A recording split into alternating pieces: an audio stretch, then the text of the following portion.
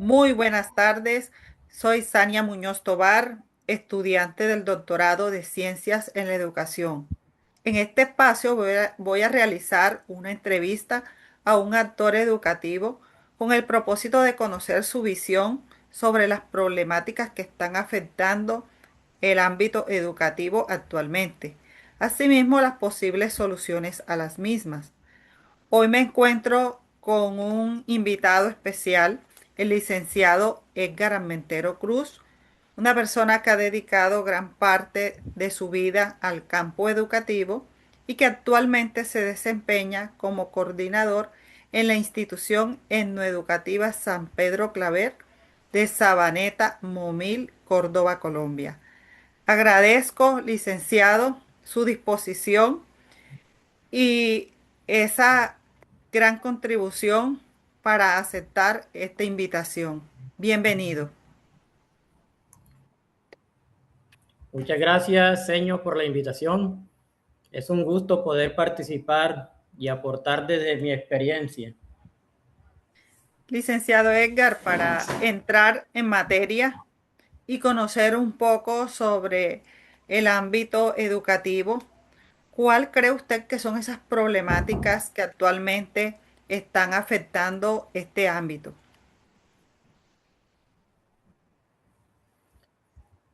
Bueno, en ese caso, podríamos estar hablando de el bajo rendimiento académico de los estudiantes, toda vez que durante el proceso educativo mantienen unas deficiencias tanto en lectura como en escritura.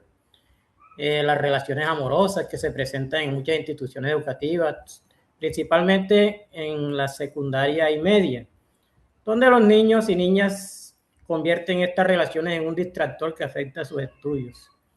El consumo de cigarrillos electrónicos, lo que llamamos hoy vapor, también son elementos de distracción, porque mientras el docente orienta la clase, el estudiante, aunque esté físicamente en el aula, su mente está en el momento en que se va a encontrar con los compañeros para consumir. También están los problemas intrafamiliares.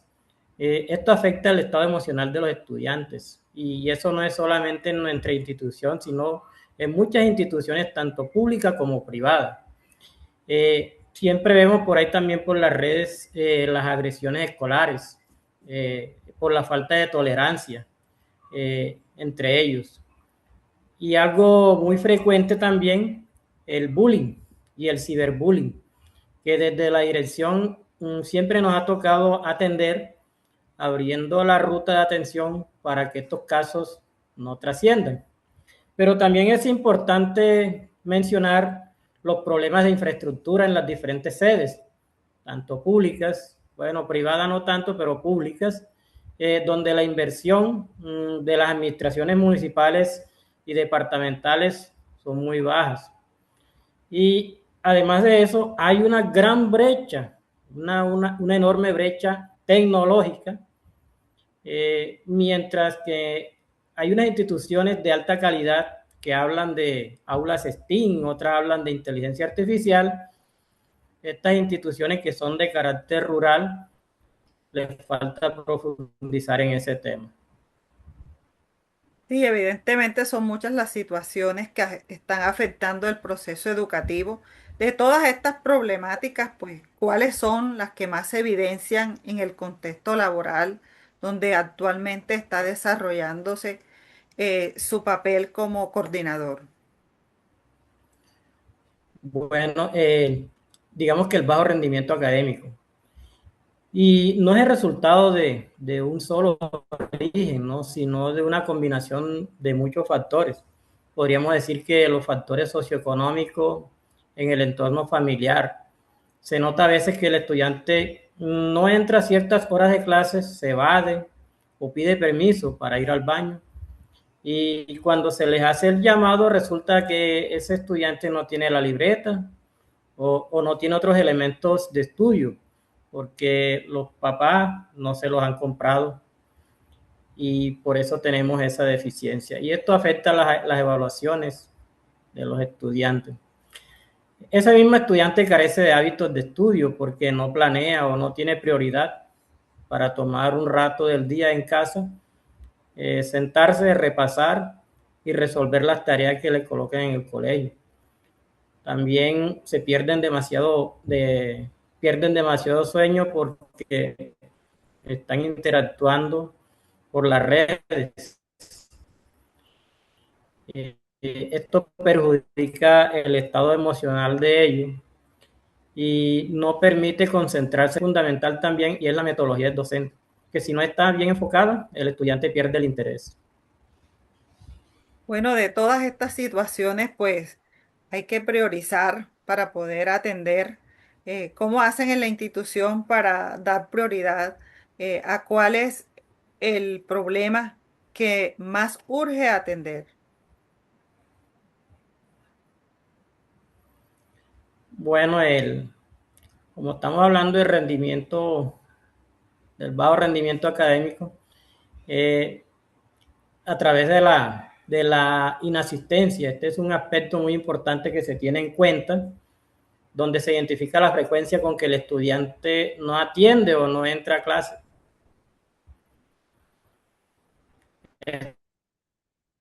En tiempo real cuando el docente informa por el grupo de WhatsApp, porque este tipo de situaciones afectan considerablemente el rendimiento académico.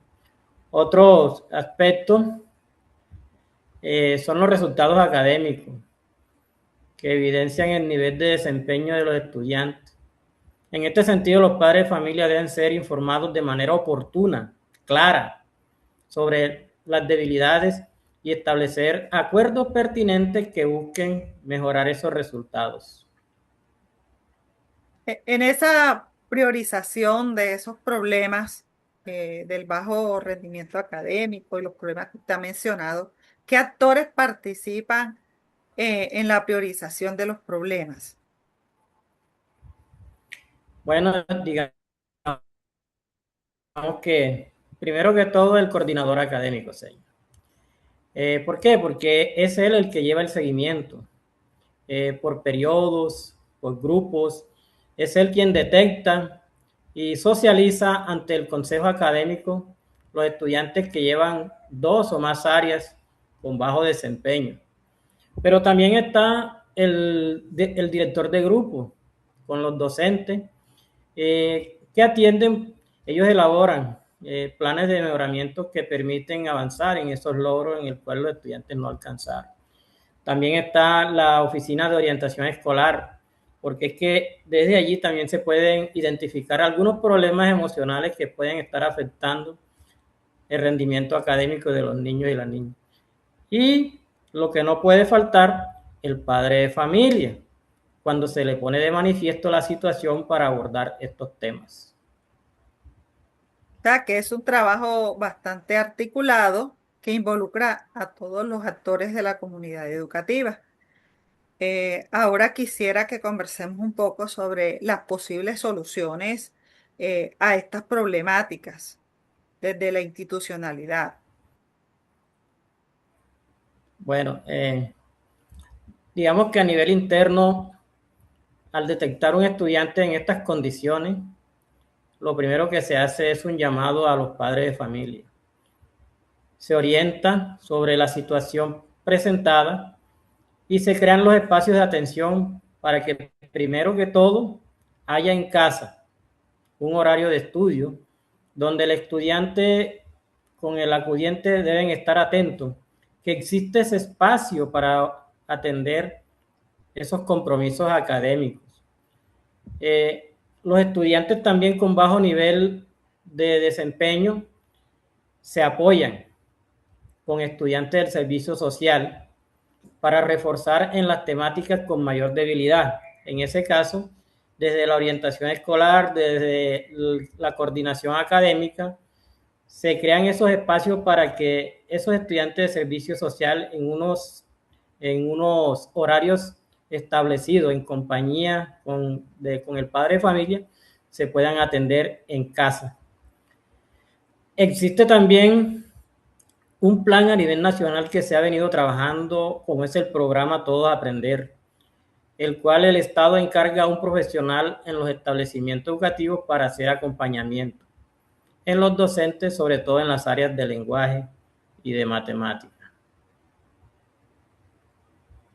Bien, pues son estrategias muy pertinentes en aras a contribuir a la solución de esta problemática. ¿Qué actores cree usted que se deben involucrar para que las soluciones sean más efectivas y eficaces? Bueno, primero que todo, el director de grupo. El director de grupo es el que debe tener la información de primera mano, porque es el que está ahí en terreno con el estudiante, los conoce desde el primero hasta el último, desde el que se sienta adelante hasta el que se sienta en la parte de atrás. También está el coordinador académico que lleva también el seguimiento de cada estudiante y busca alternativas que mejoren esta problemática. La orientación escolar también participa porque detecta o analiza qué se puede estar presentando emocionalmente en esos estudiantes. Y es necesario conocer el entorno familiar donde se desenvuelve ese niño, esa niña. El padre de familia como actor principal, que es la fuente primaria que pone de manifiesto lo que está sucediendo con ese chico, con esa chica. Y la institucionalidad externa, como digamos, como la comisaría de familia, eh, para que tengan conocimiento de alguna vulneración de los derechos de ese estudiante. Es evidente que se requiere un trabajo en equipo para poder impactar en la calidad educativa. Excelente apreciación. Estamos llegando al final de esta entrevista. Si usted tuviera la oportunidad de enviarle un mensaje al Estado, a los padres de familia, docentes y directivos, en aras a mejorar la calidad del proceso educativo, ¿qué les diría? Bueno, yo a veces sí siento mis bases fundamentales teóricas en los planteamientos de Pablo Romero. Pablo Romero dice que hay que transformar la educación. ¿Y cómo? A través de la pedagogía. La pedagogía debe ser más humana, se debe practicar ante todo el buen trato y la didáctica afectiva. Porque es que educar no es transmitir datos, sino enseñar a convivir y a comprender el entorno. O como lo dice también Julián de Subiría, desarrollar competencias cognitivas, socioafectivas y expresivas para fortalecer el pensamiento crítico. Y en todo esto, lo que finalmente digo es que realmente hay que atreverse a cambiar, porque eso es lo que más nos ha costado a nosotros los docentes, porque aunque estamos en el siglo XXI, estamos tratando estudiantes con temas del siglo XIX y con estudiantes del siglo XXI, profesores del siglo XX. Así que cambiarse, cambiar. Muchas gracias, licenciado Edgar. Interesante apreciación. Su entrevista y todas las lecturas relacionadas con las políticas educativas me han permitido comprender que las problemáticas en este campo son muy complejas, que si bien es cierto requieren de la intervención del gobierno, también de ese cambio de mentalidad de los docentes, de un compromiso, de involucrarlos en la formulación de estas políticas, como involucrar a los mismos estudiantes. La calidad educativa no solamente se logra con esas transformaciones, sino también teniendo en cuenta que hay factores sociales, económicos, factores políticos que influyen en esta calidad. Si bien es cierto, el Estado tiene el gran compromiso de garantizar la calidad educativa, y la efectividad de sus políticas. Estas políticas se deben hacer teniendo en cuenta estas problemáticas que se viven diariamente en el contexto. Considero que identificar las problemáticas, priorizar y atenderlas requiere un trabajo articulado entre el Estado, sus diferentes entidades, los padres de familia, docentes y principalmente pues los estudiantes. Solo a través de estas acciones pues estas políticas van a ser de gran impacto y pueden favorecer el desarrollo de las competencias en los estudiantes. Muchísimas gracias por compartir nuestros conocimientos y también por aportarle a la transformación en el campo educativo. Feliz tarde. Muchas gracias, señor, por haberme tenido en cuenta en esta entrevista.